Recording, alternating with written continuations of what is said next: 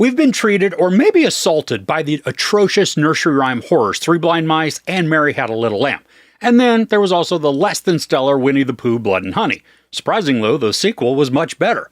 But following in the footsteps of these classic kid tales reimagined as slashers, we now have Peter Pan's Neverland Nightmare. It's getting a very limited run in theaters, but should you grab your tickets? Wendy Darling strikes out in an attempt to rescue her brother Michael from the clutches of the evil Peter Pan, who intends to send him to Neverland. Along the way, she meets a twisted Tinkerbell, who is strung out on pixie dust. So this centers around Peter Pan, obviously, but the dude is mostly a mystery to us. It's not the smiling and singing dude that we might imagine from less bloody iterations. Now here, he's a mixture of Pennywise and Heath Ledger's Joker, giving us just this amalgamation of the two that really ends up feeling less than an original character creation. Now, it's been rumored for a while that J.M. Barrie's Peter Pan is much like the Grim Reaper, and when he comes to take Wendy, Michael, and John to Neverland, it's really the afterlife, just as he had done with countless other kids.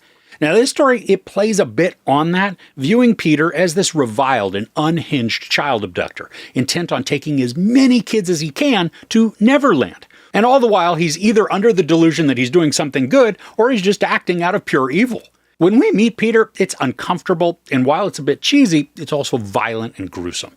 Now, sometimes, not having any background on a villain, it's a great way to create massive dread and fear. For this, it would be nice just to get a little bit of character development on him. The only clues that we've been given is thrown through a quick image of a message board with missing kid posters covering it. But we don't know if they're all attributed to Peter or not. Also going along without a lot of development, there's a physical feature to the character that's shown much later in the film, and it really begs the question of how and why.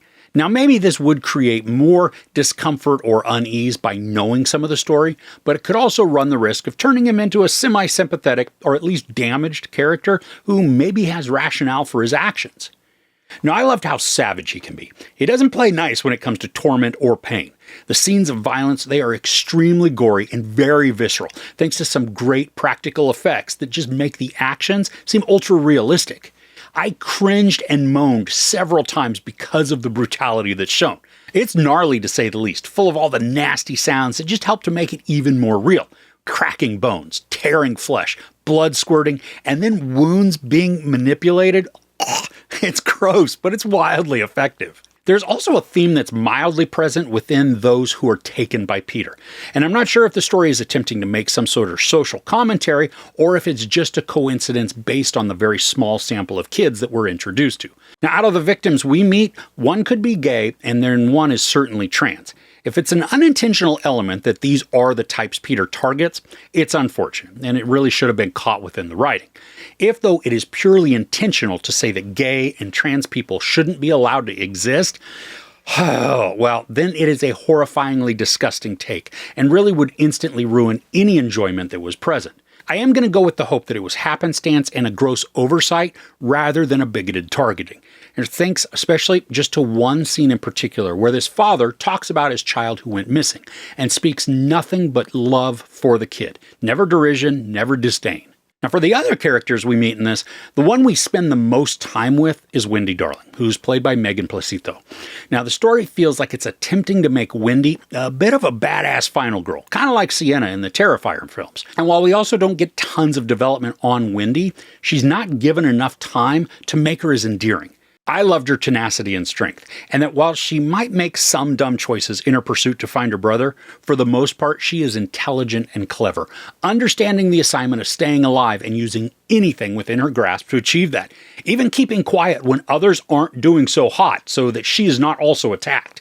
Now, the acting, it is fine for what the film is, with her having the widest range of emotions to deliver. The interactions, they can be stiff because the direction is not encouraging some more realistic exchanges. The editing could also use some work, along with the scripting. There are segments within the film where scenes drag on, not only taking too long to complete, but not being intriguing or effective for whatever time that they're allowed. And when the chases and fights would occur, there's a huge energy and suspense, mixed with all the bloody gore. But in the downtimes, when characters are conversing or looking mournfully out of a window, you could feel the momentum just screech to a halt. This start-stop feeling led to a very uneven pace. And unfortunately, it made the 89 minutes feel longer. The forlorn looks and contrived emotional exchanges between family members don't contribute to meaningful drama or even loss. They simply feel like scenes that are thrown in because the writers believed that they needed more of just this family tension angle. There's also one other character who helps to add the gnarled and twisted feel to the story, as if a disfigured child murdering Peter Pan wasn't enough. But we have Tinkerbell, played by Kit Green. And what makes this performance stand out is that Tink is a junkie. And the practical effects used to make her arms just punctured and scraggly made my stomach turn. In one brief scene, it's almost like we're seeing the Toxic Avenger's arm, just much less muscular. Now, Tink does help to add a little bit of humanity to the torture and the savagery that we see, having this small backstory that then works to make her very sympathetic and tragic. So here's the thing. If you're going into this thinking high-budget classic slasher with a deep story, you'll be disappointed. Now, this is way better than the early entries of nursery rhyme and fairy tale horrors, but it's still not as good as Blood and Honey 2. Murderous depravity is showcased in gruesome detail, with spectacularly lifelike and graphic practical effects that add a cringe factor in all the right ways. But uneven pacing and lackluster character development work against any fear or dread the story attempts to create, despite ominous settings and dark premises. With more polish on the script, tighter editing, and more competent direction, this has the potential to be a camp classic. As it stands, it's more of a watch it once and move on type of effect. I'm not mad I saw it, but I don't think I'm going to revisit. There's no sex, a little nudity, a lot of profanity, and a bunch of gory violence. I give Peter Pan's Neverland Nightmare 2 out of 5 couches. So have you seen any of the other twisted childhood stories? Do you have a favorite? Also, are you looking forward to Bambi the Reckoning or Pinocchio Unstrung? Let me know in the comments below. If you enjoyed this review, please give it a like. Also, don't forget to share and subscribe. I'm Chris. This is Movies and Munchies. Thanks for couching with me.